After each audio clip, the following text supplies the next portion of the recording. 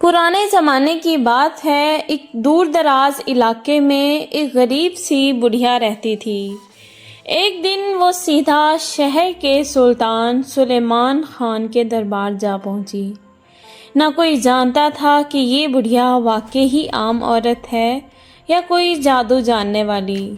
بڑھیا نے سلطان کے سامنے آ کر کہا، اے میرے مولا، میں ایک بے سہارا عورت ہوں۔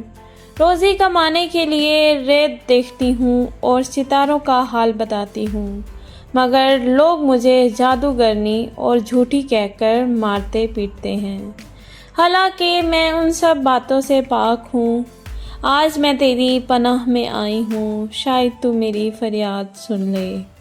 سلطان سلیمان خان کو یہ سن کر رحم آیا اور فوراً منادی کو حکم دیا کہ بازاروں میں اعلان کرے، جو کوئی اس بڑھیا کو ستائے گا اسے سخت سزا دی جائے گی۔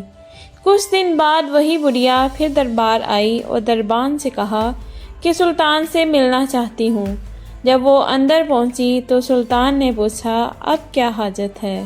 بڑھیا نے کہا، اے میرے سلطان، میں تیرے احسان کے بدلے ایک تحفہ لائی ہوں۔ سلطان مسکرا کر بولا، کیا بادشاہوں کو بھی تحفوں کی ضرورت ہوتی ہے؟ مگر بڑھیا بضد رہی اور کہا، یہ تحفہ تجھے دنیا کے عقل مند ترین بادشاہوں میں بنا دے گا۔ یہ سن کر سلطان چونک گیا۔ بڑھیا نے کھجور کی چھال کی بنی ٹوکری آگے رکھی جس میں ایک بہت بڑی مچھلی تھی۔ اس نے کہا، اسے اپنے ہاتھ سے پکا کر کھانا، کسی اور کو نہ دینا، ورنہ جو علم اور حکمت اس سے ملے گی وہ دوسروں میں بھی بٹ جائے گی۔ سلطان نے اس کی بات کو مذاق سمجھا مگر وعدہ کر لیا۔ بڑھیا جاتے وقت پھر یاد دلا گئی، وصیت نہ بھولنا ورنہ نقصان اٹھاؤ گے۔ سلطان نے مچھلی دیکھی اور سوچا، اگر یہ بڑھیا سچ کہہ رہی ہو تو پھر اس نے اپنے خاص خادم غلام دین کو بلایا اور کہا، اسے پکا، مگر خبردار اگر اس میں سے کچھ کھایا تو تیرا سر قلم کر دوں گا۔ غلام دین حیران ہوا کہ یہ مچھلی پکوانے کے لیے شاہی باورچی کو کیوں نہیں دی گئی، مگر حکم تھا اس لیے چپ رہا۔ جب مچھلی کو صاف کیا تو اس نے دیکھا کہ یہ عام مچھلیوں سے بالکل مختلف ہے۔ جب تیل میں ڈالی تو خوشبو سارے باورچی خانے میں پھیل گئی۔ غلام دین خود کو روک نہ سکا اور چھوٹی سی بوٹی توڑ کر چکھ لی۔ اچانک اس کے کانوں میں عجیب سرگوشیاں ہونے لگی۔ اس نے غور کیا تو ایک بلی کو مچھلی کے پاس بیٹھے دیکھا جو کہہ رہی تھی، واہ کیا خوشبو ہے، موقع ملے تو میں بھی اس مچھلی کا ذائقہ چکھوں۔ غلام دین گھبرا گیا مگر پھر سمجھ گیا کہ مچھلی واقعی ہی غیر معمولی ہے۔ اس نے اپنی غلطی چھپانے کے لیے مچھلی پر مسالے اور آٹے کی تہ لگا کر دوبارہ تل دی تاکہ سلطان کو شک نہ ہو۔ جب کھانے کا وقت آیا تو سلطان سلیمان خان نے وہ مچھلی بڑے شوق سے کھائی اور کہا، غلام دین گھوڑے تیار کرو، ہم آج جنگل کی سیر کو نکلتے ہیں۔ دونوں گھوڑوں پر سوار ہو کر نکلے۔ جنگل پہنچے تو غلام دین نے سنا اس کا گھوڑا دوسرے گھوڑے سے کہہ رہا ہے، کتنا اچھا لگ رہا ہے کھلی فضا میں دوڑنا۔ استبل میں قید ہو کر دل گھبرا گیا تھا۔ سلطان کے گھوڑے نے جواب دیا، سچ کہتے ہو، مگر افسوس ہم آزاد نہیں ہو سکتے۔ اگر میں ذرا سا بھی تیز دوڑتا تو یہ شخص زمین پر گر کر ٹکڑے ٹکڑے ہو جائے گا۔ یہ بات سن کر غلام دین زور سے ہنس پڑا۔ سلطان چونک کر بولا، کس بات پر ہنس رہے ہو؟ غلام دین نے جھجکتے ہوئے کہا، جاں پناہ، ایک پرانی بات یاد آ گئی تھی۔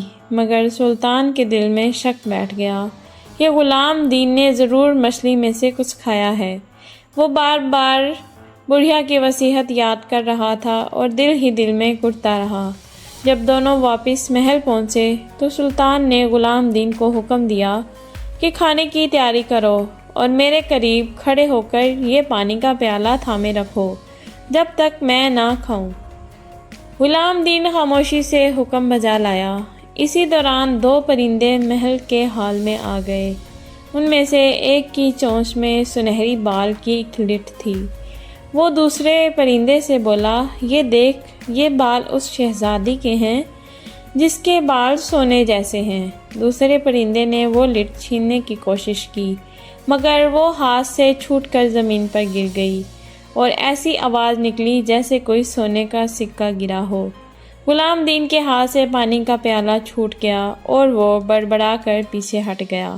سلطان نے تیز نگاہوں سے اسے گھورا اور کہا، اب نہ انکار کر سکتا ہے نہ تو بچ سکتا ہے۔ تو نے ضرور مچھلی کھائی ہے، ورنہ پرندوں کی باتیں کیسے سمجھ سکتا ہے؟ غلام دین کانپتا ہوا زمین پر گر گیا اور ہاتھ جوڑ کر معافی مانگنے لگا۔ جا پناہ، غلطی ہو گئی، شیطان نے بہکا دیا، مجھے معاف فرما دیجیے۔ مگر سلطان نے تلوار کھینچ لی۔ جیسے ہی وار کرنے ہی والا تھا، اس کی نظر زمین پر پڑی ہوئی سنہری لٹ پر جا ٹھہری۔ وہ رک گیا، چونک کر اسے اٹھایا اور روشنی کی طرف دیکھا۔ وہ بال سورج کی کرنوں کی طرح جگمگا رہا تھا۔ سلطان نے کہا، غلام دین، اگر یہ سنہری لٹ کی مالک شہزادی کو ڈھونڈ لائے تو تیری جان بخش دی جائے گی، ورنہ تیرا سر کاٹ کر محل کے دروازے پر لٹکا دوں گا۔ غلام دین مجبوراً اٹھا، سلطان سے کچھ اشرفی لی گھوڑے پر سوار ہو کر سفر پر نکل کھڑا ہوا۔ وہ دن رات وادیوں، صحراؤں اور جنگلوں میں پھرتا رہا۔ کئی دن کی بھوک، پیاس اور تھکن نے اسے توڑ ڈالا۔ آخر کار ایک رات اس نے دل ہی دل میں توبہ کی اور کہا، اگر اس بار جان بچ گئی تو کبھی دوسروں کی چیز کو ہاتھ نہیں لگاؤں گا۔ اسی دوران اس نے دیکھا کہ ایک درخت کے نیچے آگ بھڑک اٹھی ہے۔ قریب جا کر دیکھا تو وہ آگ چونٹیوں کے بڑے گھونسلے تک پہنچ رہی تھی۔ ہزاروں چونٹیاں اپنے بچوں کو بچانے کے لیے ادھر ادھر بھاگ رہی تھی۔ غلام دین فوراً گھوڑے سے اترا، ٹہنیاں ہٹائی اور مٹی ڈال کر آگ بجھا دی۔ چونٹیاں خوشی سے شور مچانے لگی۔ کچھ لمحوں بعد چونٹیوں کی ملکہ اس کے قریب آئی اور نرمی سے بولی، اے انسان، تیرا یہ احسان کبھی رائگاں نہیں جائے گا۔ یاد رکھ، وقت پڑنے پر ہم تیری مدد کو آئیں گے۔ غلام دین حیران رہ گیا کہ یہ کیسا انوکھا منظر ہے۔ پھر وہ چلتا چلتا سمندر کے کنارے پہنچا۔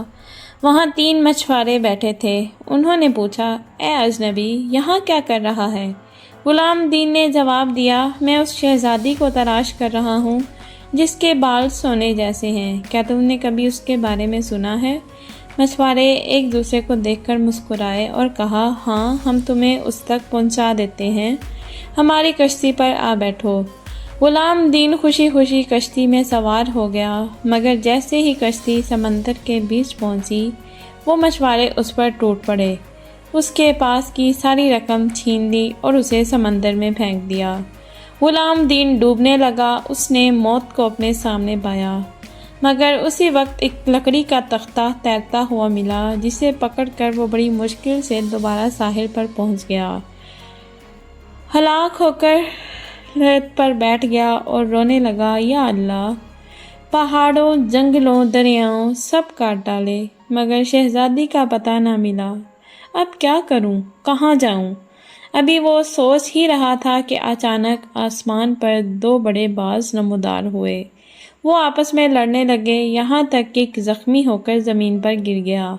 غلام دین دوڑتا ہوا اس کے پاس پہنچا۔ زخمی باز نے کمزور آواز میں کہا، اگر میری جان بچانا چاہتے ہو تو سامنے والے ٹیلے پر جا، وہاں کچھ عجیب و غریب جڑی بوٹیاں ہیں، انہیں لے آؤ۔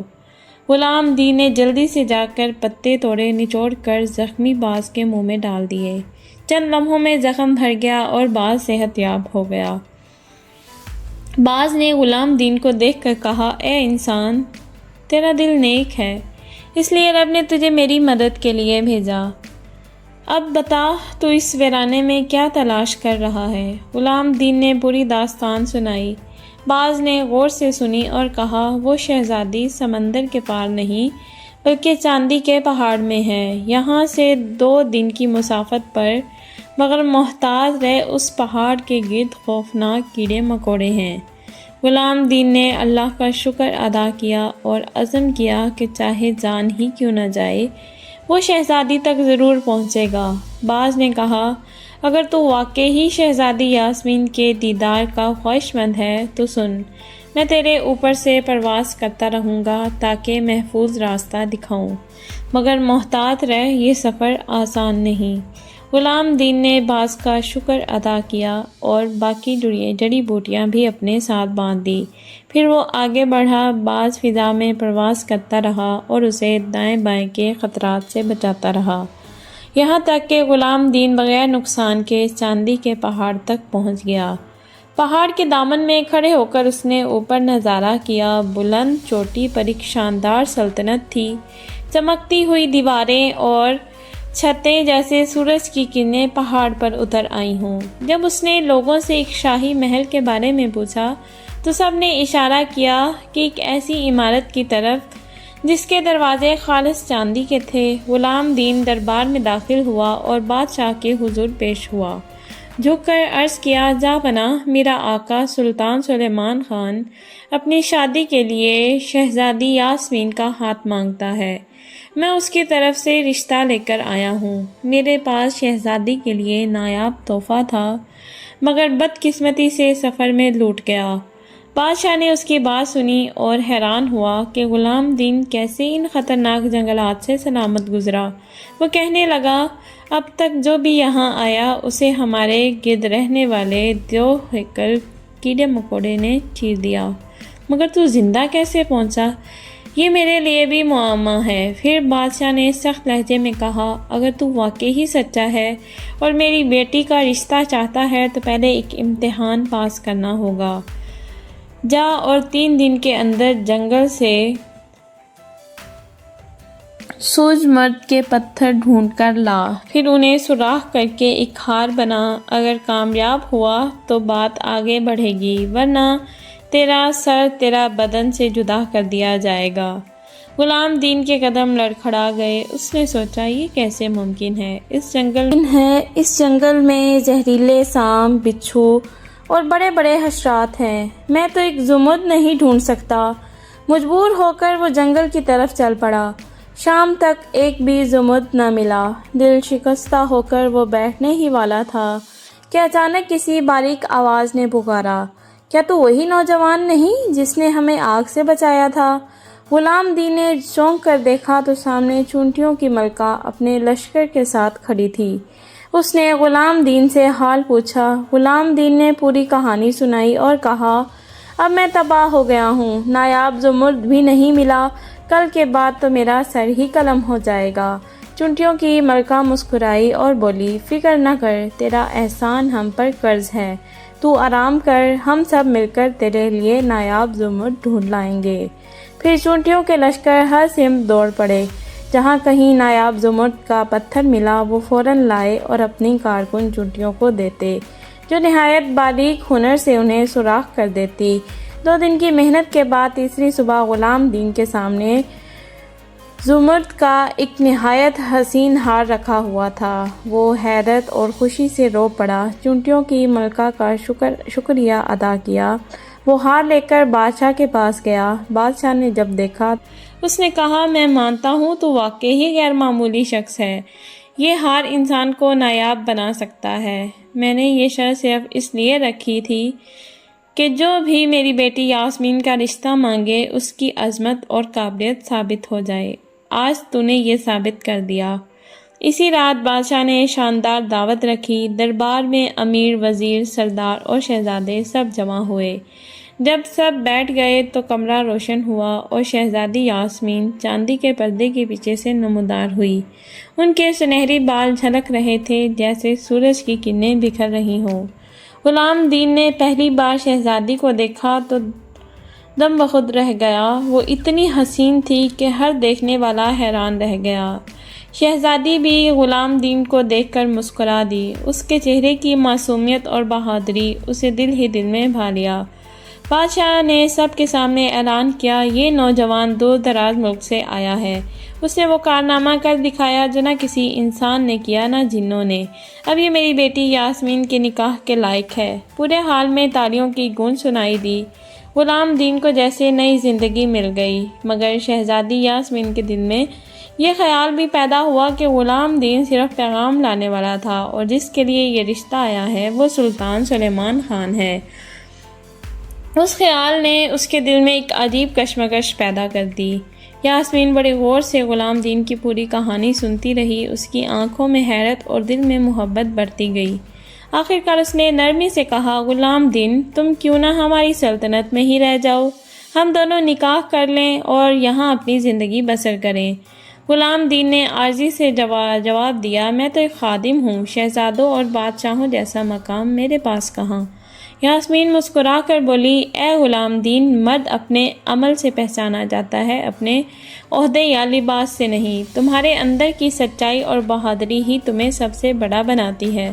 یہ سن کر غلام دین کا دل بھی پگھل گیا۔ وہ جانتا تھا کہ یاسمین کے دل میں اس کے لیے محبت جاگ چکی ہے۔ جب قافلہ سلطنت کے قریب پہنچا تو یاسمین نے دھیمی آواز میں کہا، جان لو غلام دین، میرا دل صرف تمہارا ہے۔ اگرچہ تقدیر مجھے کسی اور کے ساتھ باندھ دے، میرا دل ہمیشہ تمہارے نام رہے گا۔ پہنچ کر سلطان نے شہزادی کو دیکھا تو اس کے حسن سے دھنگ رہ گیا، مگر یاسمین نے اپنے دل پر بوجھ محسوس کیا، کیونکہ سلطان موٹا تازہ کھانے پینے میں غرور کرنے والا شخص تھا۔ وہ تنہائی میں اپنے کمرے میں جا کر رونے لگی اور کھانے پینے سے انکار کر دیا۔ سلطان نے غلام دین کو حکم دیا کہ باغ سے کچھ میٹھے سنترے لا کر دو، مگر اس نے خفیہ طور پر اپنے ایک سپاہی کو اشارہ کیا کہ غلام دین کو راستے ہی میں ختم کر دو۔ جب غلام دین باغ میں داخل ہوا تو سپاہی نے اچانک پیٹھ میں خنجر گھونپ دیا۔ غلام دین چیخ کر زمین پر گر پڑا۔ یاسمین نے محل کی بالکنی سے یہ منظر دیکھا تو دل دھڑ گیا۔ سپاہی وہاں سے بھاگ گیا۔ یاسمین دوڑتی ہوئی باغ میں پہنچی، اپنے پاس رکھی ہوئی جادوئی پودے کی پتیوں کا رس نچوڑ کر غلام دین کے لبوں میں ڈال دیا۔ اللہ کے حکم سے غلام دین کی آنکھیں کھل گئی اور زخم فوراً بھر گئے۔ اب وہ پہلے سے بھی زیادہ پرکشش اور باوقار لگنے لگا۔ یاسمین نے کہا، آؤ غلام دین، ہم اس ظالم سلطان کے چنگل سے پہلے نکل جاتے ہیں۔ مگر جیسے ہی وہ دروازے تک پہنچے، سلطان اپنے لشکر کے ساتھ سامنے آ گیا۔ اس نے غصے میں کہا، یہ کیسے ممکن ہے کہ تم زندہ ہو؟ ضرور یہ لڑکی جادوگرنی ہے۔ مجھے وہ جڑی بوٹی فوراً دو تاکہ میں بھی جوان اور حسین ہو جاؤں۔ یاسمین نے کہا، میں نے سارا رس غلام دین کو پلا دیا، اب کچھ باقی نہیں۔ سلطان نے چیخ کر کہا، جھوٹ بولتی ہو، اور سپاہیوں کو حکم دیا اسے زخمی کر کے وہ دوا دو۔ چنانچہ ایک سپاہی نے سلطان کو تلوار ماری، مگر جب پتیوں کو نچوڑا گیا تو کچھ بھی نہ نکلا۔ سلطان زمین پر تڑپتا رہا اور آخرکار مر گیا۔ یہ منظر دیکھ کر سپاہی آگ بگولا ہوئے اور غلام دین پر حملہ کرنے لگے۔ اتنے میں محل کی خادمہ دوڑتی ہوئی آئی اور چیخ کر بولی، رک جاؤ، یہ تمہارے نئے سلطان ہیں۔ غلام دین دراصل سابق سلطان کے چھوٹے بیٹے تھے۔ ان کی والدہ محل کی باندی تھی، اس لیے پرانا سلطان نے ان کا وجود سب سے چھپا دیا تھا، مگر ان کے بازو پر وہی نشان تھا جو ہمارے سلطان کے بازو پر تھا۔ اب جب کہ پرانا سلطان مر گیا اور کوئی وارث باقی نہیں تو غلام دین ہی تمہارا اصلی سلطان ہے۔ یہ سن کر سب سپاہی جھک گئے اور ایک آواز میں بولا، زندہ باد ہمارے سلطان غلام دین۔ چند ہی دنوں بعد غلام دین کا نکاح یاسمین سے ہوا۔ دونوں کا رشتہ نہ صرف محبت پر قائم ہوا بلکہ انصاف اور عدل پر بھی۔ غلام دین کو اللہ نے کئی بیٹے اور بیٹیاں عطا فرمائی۔ ان کی نسل کی شناخت سب آنکھوں والے شہزادے اور شہزادیاں بنی۔ ان کے عہد میں رعایا خوشحال ہوئی، انصاف عام ہوا اور ہر طرف سکون اور برکت قائم رہی۔ یوں غلام دین اور شہزادی یاسمین کی کہانی خوشی اور کامیابی کے ساتھ مکمل ہوئی۔